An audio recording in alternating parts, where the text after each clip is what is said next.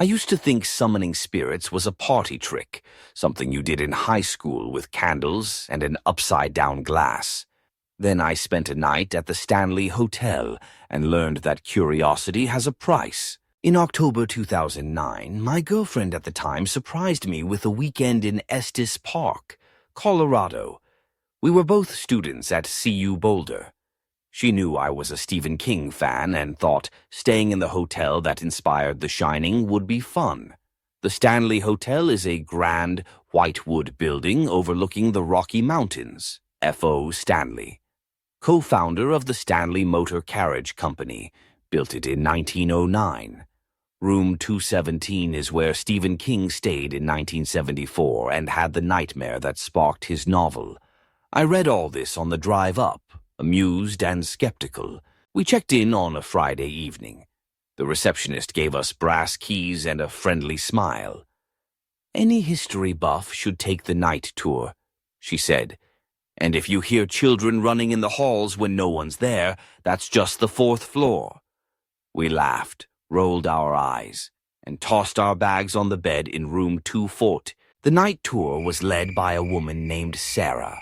She pointed out the concert hall built by F.O. Stanley for his wife Flora, who loved music. "Some say you can still hear her piano," Sarah said, tapping the old keys. We descended into the basement, where tunnels once connected to the main building. The air smelled of mildew and varnish. Sarah told us stories of guests seeing apparitions in Victorian dress, of a cowboy ghost who appears at the foot of the bed in room 428. Someone asked about the Ouija board. Sarah sighed. "We don't encourage that. The hotel doesn't want to stir anything up, but people bring their own and regret it." Her flashlight beam lingered on a corner of the room where the shadows seemed thicker. Back in 204. Adrenaline and a few beers made us bold. My girlfriend pulled a Parker Brothers Ouija board from her backpack. "You brought that," I whispered. "Why not?" She grinned. "It's a once-in-a-lifetime chance." We lit a votive candle and placed our fingers lightly on the planchette. "Is there anyone here with us?" she asked. The plastic heart didn't move. We giggled, feeling foolish. "Maybe we should try room 217, she joked. I glanced at the clock. Midnight. We crept down the hall. Room 279's door was closed, of course, but across from it was a quiet sitting area with wingback chairs and a low table. We set the board down. The hotel's night silence pressed in. I whispered, "F.O. Stanley, are you here?" For a long moment, nothing. Then the planchette twitched. I felt a surge of cold under my fingertips. It slid to, "Yes."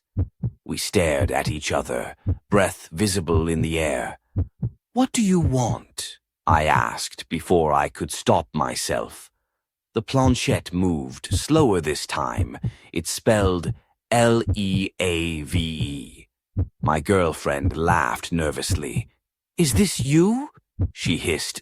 "No," I whispered. "Let's go." But curiosity pushed me. "Who are you?" I asked. The planchette slid to M, then O, then THER.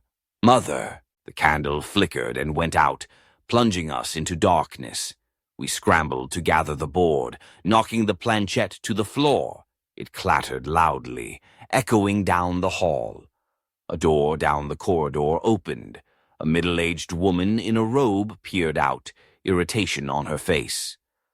"Are you kids summoning spirits?" she snapped. "Take it back to Boulder." We mumbled apologies and retreated to our room, hearts racing. Back in 214, we slid the board under the bed and tried to sleep. In the middle of the night, I woke to the sound of someone pacing above us. Slow, deliberate footsteps. The 4th floor was supposedly haunted by child spirits, but this was heavier. Then came a soft humming, a lullaby. I couldn't make out the words, but it chilled me. I squeezed my eyes shut. In the morning, the board was on the dresser. Neither of us had touched it. We left the Stanley with nervous jokes about ghosts, but the weirdness followed me home. At my off-campus apartment, things shifted in the corner of my eye. I'd wake at 3:03 a.m. to the sound of whispering. A floral scent, old lady perfume, would fill my kitchen. One afternoon in November, I found the Ouija planchette in my backpack with the word "Mother" scratched into the plastic. I hadn't touched the board since that night. I threw it away in a dumpster behind King Soopers. That evening, I came home to it sitting on my kitchen table, perfectly clean. I contacted Sarah from the hotel. She listened patiently, then said, "The thing about summoning is, you don't control who answers, and if you don't properly close the session, you leave a door open. Did you say goodbye?" My stomach dropped. We hadn't. We had run away. "What do I do?" I asked. She paused. "You can try to close it yourself, or you can ask for help. Sometimes acknowledging that you made a mistake calms things. Apologize. Firmly say the session is over." She also suggested burning sage and, if I was spiritual, praying. I'm not particularly religious, but desperation makes you flexible. That night, I set the board on my kitchen table, lit a candle, and said aloud, "We're sorry. We didn't mean to invite you. Please go back." I moved the planchette to "Goodbye." The candle flared and went out. The floral smell dissipated. The whispers stopped. I burned the board in the fireplace. It's been over a decade. I don't keep candles in my house anymore. I don't joke about Ouija boards. The Stanley Hotel still offers night tours, and tourists still try to summon FO. Stanley. Some leave with nothing but a story. Some leave with something else. I've learned that curiosity can open doors you don't know how to close. If you're ever tempted to summon a spirit because you think it'll be fun, remember, you don't always get who you call. Sometimes, you get who's been waiting.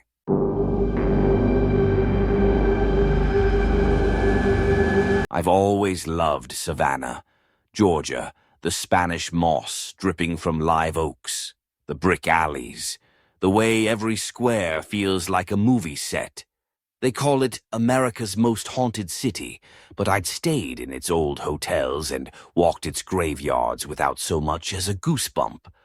That changed in January 2016, when I spent a night at the Marshall House and learned there are stories that don't make the tour guide's script. The Marshall House sits on Broughton Street, its wrought iron balcony stretching across the facade. It opened in 1851 and served as a hospital for Union troops during the Civil War and again during yellow fever epidemics. According to lore, amputated limbs were buried beneath the floorboards. I booked the room on a whim because it was cheap in the off-season, and I liked the idea of sipping bourbon where soldiers once limped down hallways. I checked in on a drizzly Tuesday. The lobby smelled like lemon oil and old wood. A fireplace crackled. "You're in room 204, the receptionist said. "Second floor, view of Broughton." She handed me a brass key and added, as if reciting a line she was obligated to say, "If you hear children running in the halls at night, don't worry, they're friendly." Room 214 was small but charming. Four-poster bed, hardwood floors, a shuttered window overlooking the streetlights. I dropped my bag, took a shower, and flipped through a binder of local history left on the desk. It mentioned that when the hotel reopened after renovations in 1999, workers found human bones beneath the floor. I chuckled nervously and closed the binder. Around midnight, rain drummed on the balcony. I cracked the shutters and watched the wet cobblestones glisten. The city was quiet except for distant bar patrons and the occasional horse-drawn carriage clopping by. At 2:47 a.m., I woke to the sound of water running. It wasn't the rain. It was closer, like a faucet turned on full. Disoriented, I shuffled to the bathroom. The sink handle was up. I hadn't left it that way. Sleepwalking, maybe. I turned it off, climbed back into bed, and pulled the covers up. I was drifting back to sleep when I heard footsteps in the hallway. Quick, light, like a child sprinting. They passed my door and stopped. Then came a knock, not the loud rap of housekeeping, just a soft, tentative knock and a whisper. "Please." A girl's voice. My pulse quickened. I glanced at the time. 3:03 a.m. I lay there, heart pounding, debating. Curiosity won. I swung my feet over the side of the bed and padded to the door. "Who is it?" I whispered. No answer. I opened the door a crack. The hallway was empty, the gas-style wall sconces casting a warm glow. No children, no other guests. I closed the door and bolted it. As I turned around, I saw her. She stood near the foot of the bed, a little girl about 8 years old in a white nightgown, hair in ringlets.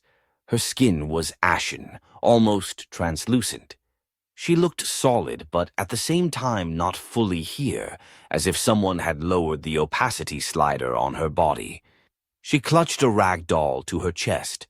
Her eyes were large, luminous, and sad. I froze. Adrenaline roared in my ears.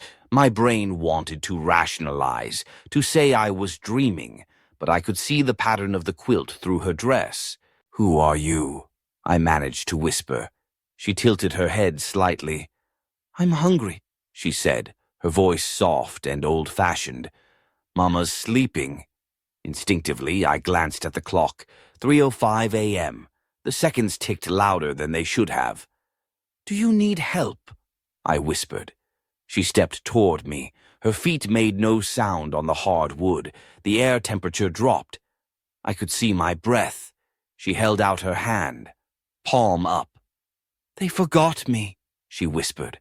And in that moment, a wave of grief washed over me, thick and unexpected. Tears pricked my eyes. I had no reason to cry. "Who forgot you?" I asked. She pressed her finger to her lips, a gesture of silence, and then her form seemed to lose cohesion, like smoke dispersing. She was gone. My hands were shaking. I turned on every light and sat on the bed until dawn. When I went downstairs for coffee, the receptionist from the night before was still on duty. She gave me a knowing look. "You're pale," she said. "Bad night?" I told her what I'd seen, expecting dismissal. Instead, she nodded slowly. "You're not the first," she said. "During the yellow fever outbreak of 1876, they turned this hotel into a makeshift infirmary. Families were separated. Some children died alone. Sometimes they knock on doors in the night looking for their parents. If you acknowledge them, they pass through. If you ignore them, they knock again. Back home in North Carolina, I did some digging. In the Savannah Morning News archives, I found a list of victims from the 1876 epidemic. Among them was an 8-year-old girl named Clara B., who died at the Marshall House on September 14th. Her mother, hospitalized across town, survived. The article mentioned that Clara's body was misplaced temporarily due to the chaos. The next night, I dreamed of the girl again. She didn't speak. She simply took my hand and led me down a dark hallway lined with doors. At the end, there was light. I woke up feeling lighter, as if something had resolved. I don't claim to understand what happened. Maybe grief imprints itself on places and plays back like a record when the conditions are right. Maybe my brain conjured Clara because I'd read one too many ghost stories. All I know is that after that night, whenever I hear the phrase unclaimed souls, I think of a little girl in a white nightgown and hope she found who she was looking for. If you ever stay at the Marshall House and hear a soft knock at 3 a.m., consider answering or don't. Some doors, once opened, let more in than you expect.